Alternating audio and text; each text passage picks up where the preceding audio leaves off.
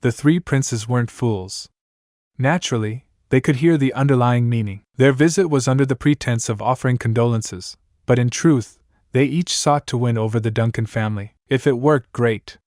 If not, at least they could gain some goodwill. Of course, the most important point was this: as long as the Duncan family didn't choose a side, didn't become their enemy, there was still room to maneuver. No need to rush things. Duke Duncan, you're being too formal. We merely admire General Xavier's loyalty and bravery.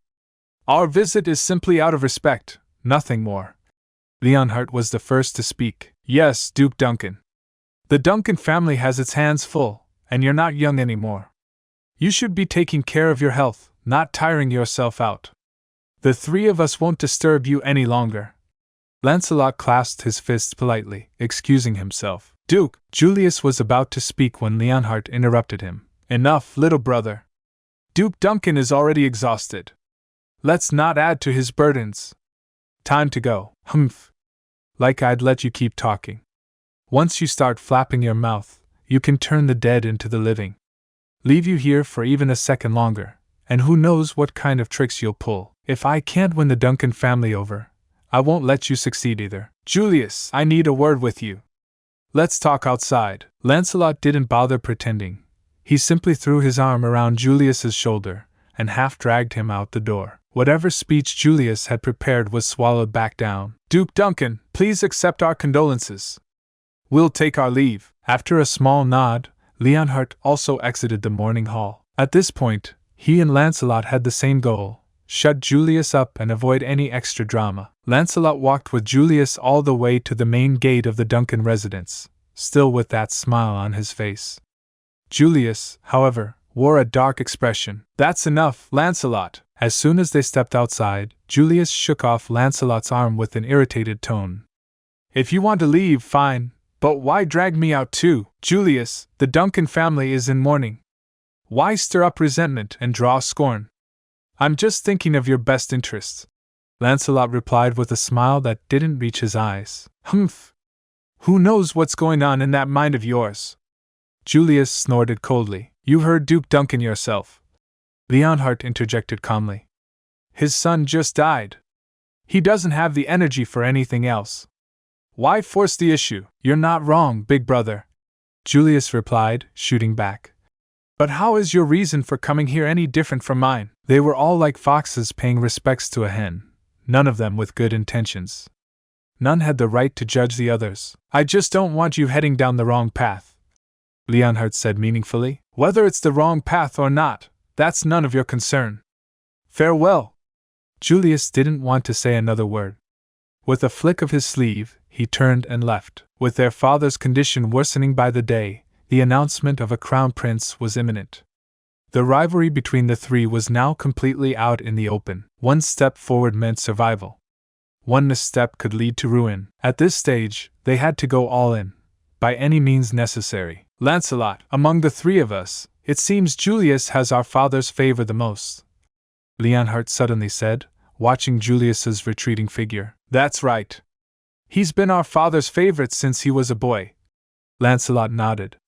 Just hypothetically, if Julius were to ascend the throne, what do you think would happen to us? Leonhardt asked. Julius is cunning and vengeful. If he takes the throne, I doubt either of us will end well. Lancelot's eyes narrowed slightly. Exactly. With his temperament, he'd never tolerate the two of us, Leonhardt replied with deep meaning. As brothers and rivals, they knew Julius all too well. Outwardly kind, inwardly petty and ruthless. Anyone who crossed him ended up miserably. Leonhardt, you know I value loyalty above all else. Anyone who treats me well, I repay them tenfold. Lancelot suddenly changed his tone. So instead of risking everything letting Julius rise to power, why don't you support me? If I become emperor, I'll never forget what you've done for me. Leonhardt's eyelids twitched, but then he smiled. You already have a strong foundation and the support of the Duke of Montgomery. Why would you need my help to gild the lily? Sure, Lancelot was a bit better than Julius in terms of character, but just a bit. In the end, they were all ruthless contenders, willing to eat their own. How could Leonhardt believe such sweet words? Besides, who didn't dream of sitting atop the world? He had been biding his time for half a lifetime. There was no way he just hand it over now. And just can't accept it. This can't be the end yet. You promised to never leave, and now you're gone. Can't believe I can feel the world slipping away as you slowly fade from my everyday. You promised forever a love without end, but now I'm left broken, struggling to mend. I thought we were so tied, destined for a lifetime, love with no end, love with no end. Staying in my imagination, memorizing the past time, the secrets, the love, the care. Now they're echoes in the air. I still see your face in every place, feel your warmth, your gentle grace. But now there's just an empty space, and I'm lost in this endless chase. Keeping you in my heart, a piece of you I'll never let go.